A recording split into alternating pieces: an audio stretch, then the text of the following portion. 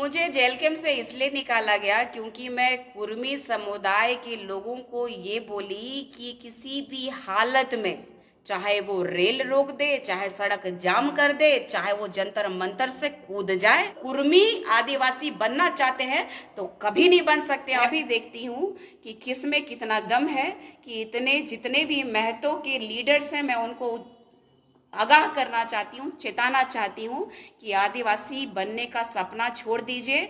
आदिवासी पैदा होते हैं, लोग बना नहीं जाते हैं। मुझे पार्टी ने इसलिए निकाला क्योंकि वो अपने कुर्मी समुदाय के प्रति बहुत ही लॉयल है। मैं सोचती थी कि एक गरीब का बेटा कैसे संघर्ष कर रहा होगा, लेकिन यहाँ तो माल बटोरने में सब के सब लगे पड़े हैं। पूछ लीजिएगा जेल कैंप के बड़े बड़े पदाधिकारियों से, इन लोगों का जो चल रहा है, चाहे बालू के में पैसा चल रहा है, चाहे गाय का पैसा चल रहा है, चाहे कोयला का पैसा चल रहा है, तो पता कीजिए आपका एनटीपीसी का पैसा चल रहा है, कॉलेजेस का पैसा चल रहा है, तो कहाँ कहाँ इन लोग धांधली कर रहे हैं। और मैं ये जो है जयराम की पार्टी और जयराम खुद पैसा ले रहे हैं। पार्टी से 6 सालों के लिए निष्कासित कर दिए और आज वो बीमार हो गए।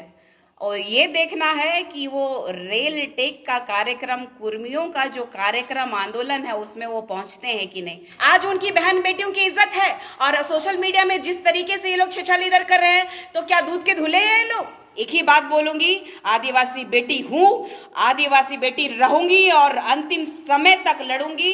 और अपने प्रकृति पूजक होने का प्रमाण मुझे किसी को देने की आवश्यकता नहीं है। जितने भी बौखलाहट है लोगों में, तो मैं उनको ये बताना चाहती हूँ कि वहाँ भौंकिए जहाँ भौंकने की जरूरत है। कुर्मी की पार्टी और माल कमाओ और अपना पार्टी को चलाओ। ये आदिवासी बनना इतना आसान नहीं है।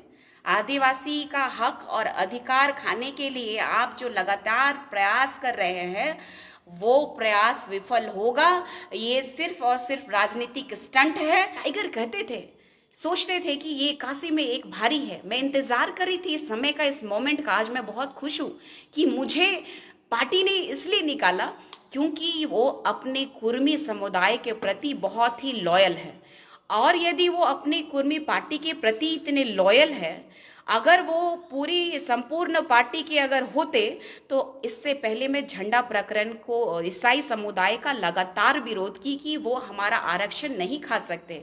आदिवासियों का आरक्षण वही खा सकता है जो आदिवासी है, जो रूढ़िवादी परंपरा को मानने वाले प्रकृति पूजक जो है और विद्यमान विधि में जो अंकित है, विद्यमान विधि से जो बाहर चले गए हैं, वो आरक्षण के हकदार नहीं होते हैं। मैंने उनका जब लगातार विरोध किया, तब भी पार्टी के तरफ से किसी का मुंह नहीं खुला। लेकिन उन्होंने कभी भी आदिवासियों के पक्ष में बात को नहीं रखा।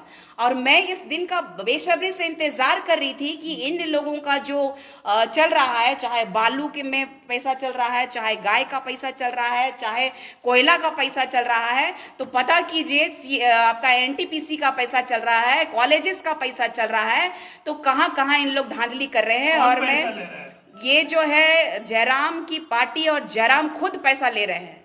और अगर सबसे पार्टी में थी तब क्यों नहीं आरोप लगाया? इसीलिए मैं इस मौके का इंतजार कर रही थी, कि समय का इंतजार कर रही थी। पहले लगाती तो फिर वो लोग अनर्गल बातें, जिस तरीके से छेछालेदर कर रहा है सोशल मीडिया में, एक औरत को किस तरीके से दबाया जाए, या तो फिर मेरे बारे में, जो परिवार के बारे में इन लोग जो कह रहा है, तो ये बात पूरी तरीके से पता नहीं चलता। ये ईसाई के समुदाय के बारे जब मैं बोली तो इनका प्रतिक्रिया नहीं दिखा, लेकिन कुर्मी के बारे में बोली तो इनकी प्रतिक्रिया साफ दिखी कि वो सिर्फ कुर्मी की पार्टी है।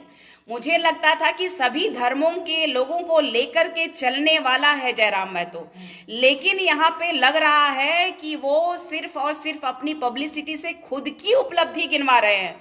क्षेत्र की जो कमियां हैं उसको गिनवानी चाहिए।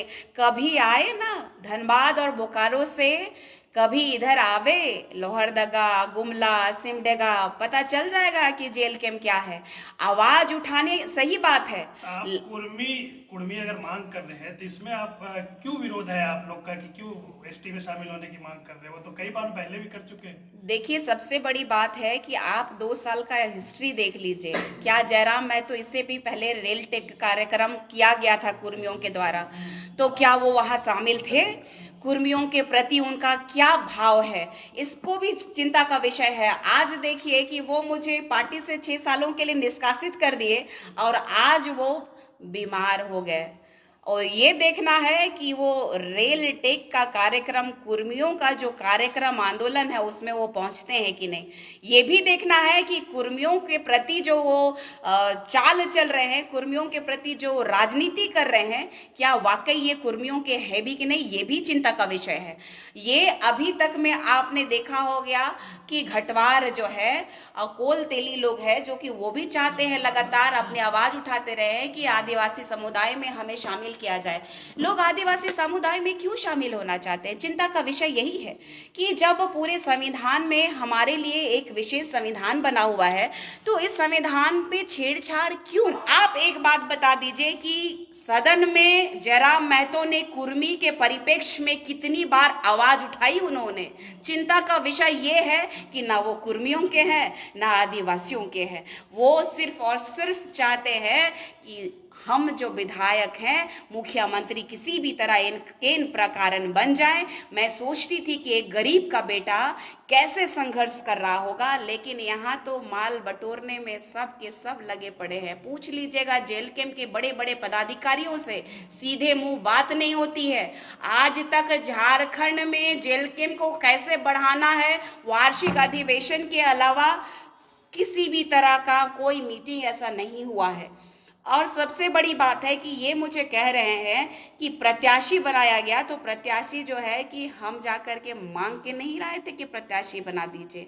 उसके बाद भी हमें कहा गया था कि एक पद और पोस्ट दिया जाएगा, तो हमें मालूम था कि ये लोग पद और पोस्ट इसलिए नहीं देंगे क्योंकि ये आदिवासी विरोधी है और समय का मैं इंतजार कर रही थी। अब मैं पूर्णतः स्वतंत्र हूँ और अपने समाज के प्रति अपनी बातों को बेबाकी से रख सकती हूँ। और मैं भी देखती हूँ कि किस में कितना दम है कि जितने भी महतो के लीडर्स हैं, मैं उनको आगाह करना चाहती हूँ, चेताना चाहती हूँ कि आदिवासी बनने का सपना छोड़ दीजिए।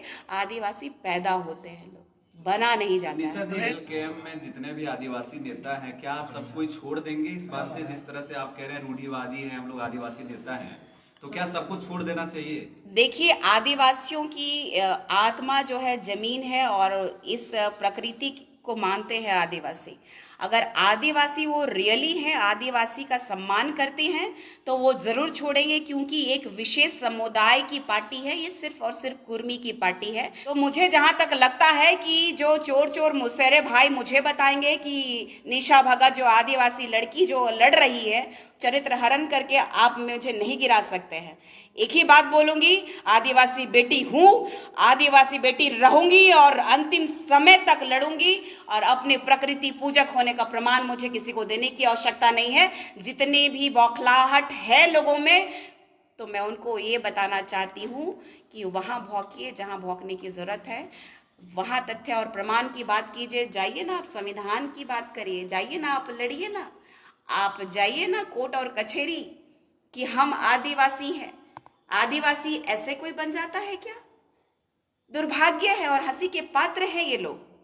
तो इतने दिनों से आप जेल कैंप में थी, क्यों नहीं मुखर तौर पर बोल रही थी? जब पार्टी से निकाला गया तभी क्यों निशा भगत जो है इतना मुखर तौर पर जयराम खिलाफ मोर्चा खोले हुए है? सवाल तो आप पे भी उठेंगे। जी बिल्कुल बिल्कुल उठेंगे, लेकिन अगर मैं छोड़ देती तो इससे ज्यादा मेरे लिए भयावह और कष्टकारी होता, क्योंकि एक आदिवासी जो गुमला गांव देहात से उठ करके रांची में आकर के पूरे झारखंड में जिस तरीके से राजनीति कर रही हूँ, लगातार हमारे जान के पीछे पड़े हुए हैं। राष्ट्रीय अनुसूचित जनजाति आयोग में भी मैंने केस किया है और अभी मैंने गृह मंत्री को भी लेटर लिखा है कि गृह मंत्री से मैंने आस लगाया है, क्योंकि ये राज्य की सरकार के पास भी मैं डीजीपी के पास गई थी, डीजीपी ने आवेदन लिया, लेकिन इस सरकार में भी जो है जो चटुकारिता करते हैं, जो 2 पैसा कमा करके देते हैं, उनके पास गार्ड होता है, लेकिन जो संघर्ष करते हैं उनको गोलियां खानी पड़ती है। मैं तैयार हूं, जिसमें ताकत है, जिसमें औकात है, हम भी बताएंगे कि हम आदिवासी बेटी हैं और आदिवासियों के लिए लगातार जोरदार अपनी आवाज उठाते रहूंगी। आगे राजनीति आप कैसे करिएगा, चूंकि आप कांग्रेस को छोड़ चुके हैं? आपको किससे डर है निशा भगत? सबसे पहली बात है कि क्रिश्चियन कम्युनिटी के लोगों ने सभी चर्चों में मेरा नाम का फरमान निकाल दिया है और यहाँ से लेकर के वेटिकन तक ने इन लोगों ने मीटिंग किया कि ये जो है लड़की आदिवासियत का हक हमें खाने नहीं देगी, क्योंकि ये जानती है कि आदिवासी जो एसटी हैं उसका आरक्षण जो है कि दूसरे लोग नहीं खा सकते, क्योंकि एक आदिवासी समुदाय में दूसरे धर्म के लोग नहीं आ सकते। लेकिन ईसाई धर्म में हिंदू, मुस्लिम, सिख, ईसाई, बांग्लादेशी सभी आकर के हमारा हक और अधिकार खाना चाह रहे हैं। और दूसरी बात रही कि इस पार्टी की बात की जाए तो ये सिर्फ और सिर्फ सिंगल एजेंडे में चल रही है, कुर्मी की पार्टी, और माल कमाओ और अपना पार्टी को चलाओ। बात यह है कि दूसरी बात की मैं किसी पार्टी में जाने ना जाने की बात है तो वो चिंता का विषय मेरे लिए नहीं है, क्योंकि मैं लगातार ये बात उठा रही हूँ कि आदिवासियों के हितैषी का कार्यक्रम होना चाहिए, आदिवासियों के परिप्रेक्ष्य में उनका जल जंगल जमीन बचना चाहिए, आदिवासियों का हक और अधिकार के लिए लगातार मैं उठाते रही हूँ।